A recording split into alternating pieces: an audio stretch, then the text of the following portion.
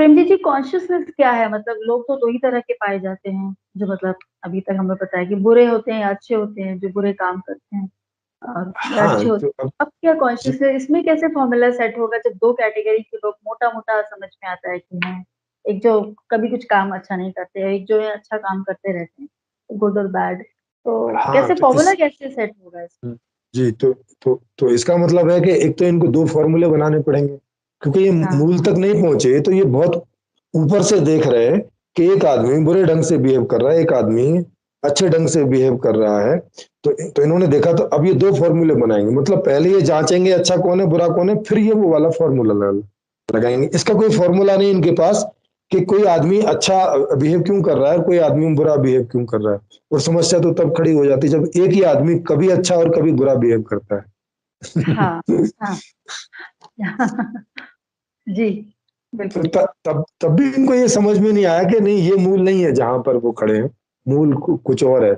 उसको जानेंगे तो समझ में आएगा कि क्यों कोई आदमी अच्छे या बुरे ढंग से बिहेव करता है, किस बात के लिए। कोई क्यों प्रेम जी मुझे तो लगता है कभी-कभी किसी परिस्थिति में मैं बड़ा कभी-कभी खुद से क्वेश्चन करती हूँ कि मैंने इसके साथ अच्छा बिहेव कर दिया, उसके साथ ठीक से बिहेव नहीं किया, तो मुझ में कुछ प्रॉब्लम है क्या? कुछ डिसऑर्डर है क्या? हाँ तो हाँ। 3 फॉर्मूलेज़ नहीं, होने चाहिए फिर तो। हाँ वो तो फिर, और इसीलिए इनके फॉर्मूले काम नहीं करते।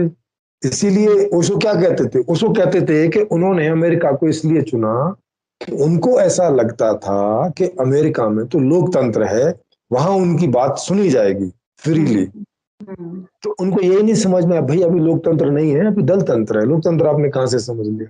हुँ, हुँ, अभी तो लोकतंत्र है ही नहीं ना। लोकतंत्र जब होगा तो आपकी जरूरत ही नहीं बचेगी, जो आप करने गए थे वो करने की जरूरत ही नहीं बचेगी। भाई लोकतंत्र का मतलब तो लोगों के हिसाब से हो गया ना। और फिर लोगों के हिसाब से सब जब चल रहा है तो फिर क्या प्रॉब्लम? तो लोकतंत्र तो था ही नहीं है। उनको यही असेसमेंट करने में गलती होगी कि वो कि वहां कोई लोकतंत्र है।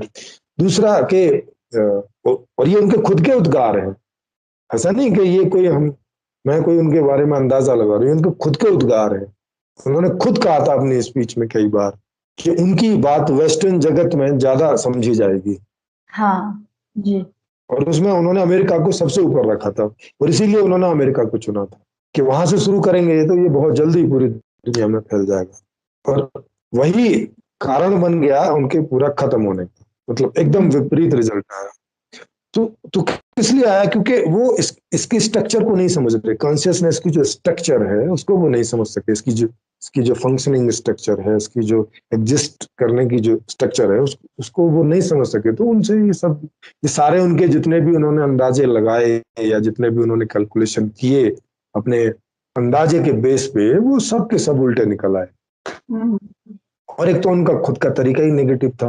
वो क्रिटिसाइज ज्यादा करते थे। उनके पूरे आप उसमें देखेंगे, टोटल स्पीच जो देखेंगे जो इन सब चीजों से संबंधित है, साधना वाली स्पीचेज छोड़ दें थोड़ा सा, तो बाकी जितने भी जो रिनोवेशन के तहत जितनी भी स्पीच है उनमें आपको 80-90% से ज्यादा क्रिटिसिज्म ही मिलेगा।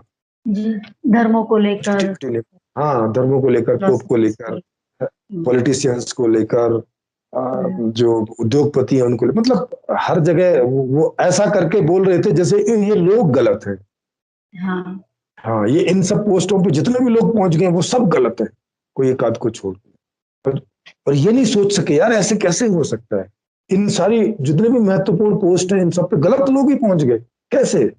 हुँ, फिर भी इन्हें इन्हें संदेह नहीं हुआ, शक नहीं हुआ कि नहीं, चक्कर कुछ समस्या कोई और है, आदमी के अच्छे बुरे होने वाली समस्या नहीं। इसमें लगभग सारे ऐसे एग्जाम्पल हैं कि वो पॉलिटिशियन बनने के पहले अच्छे खासे आदमी थे, भले आदमी थे। भाई तभी तो लोगों ने उनको चुना, नहीं तो लोग पागल हैं क्या कि एक मर्डरर को चुन लेंगे, एक रेपिस्ट को चुनेंगे क्या? बिल्कुल।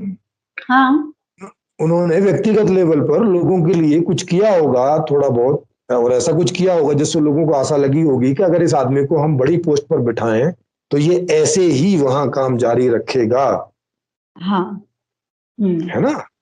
हाँ, ज़्यादातर तो ऐसे ही होता है। हुँ, हाँ, नहीं तो ऐसे कैसे कोई पहुंच जाएगा, ऐसे कैसे कोई राष्ट्रपति बन जाएगा, ऐसे कैसे कोई जो है वो क्या बोलते हैं वो छोटी छोटी मूंछों वाला था, क्या नाम था उसका? अ, हिटलर।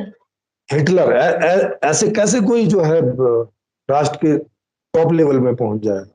हाँ, हिटलर हाँ को तो डिक्टेटर माना जाता है, तानाशाह माना जाता है, पर उसका चुनाव किस बेसिस पे हुआ होगा? यस यस यस, चुनाव इसी बेसिस पे हुआ कि ये लोग कुछ ना कुछ ऐसी बात, ऐसे काम करते हैं जिससे लोगों को, जो निचला लेवल है उसमें, वहां पे ये कुछ काम कर पाते हैं। क्योंकि लो लेवल पे संभव है भाई, थोड़े बहुत लोगों के लिए कुछ करना है तो हो जाता है।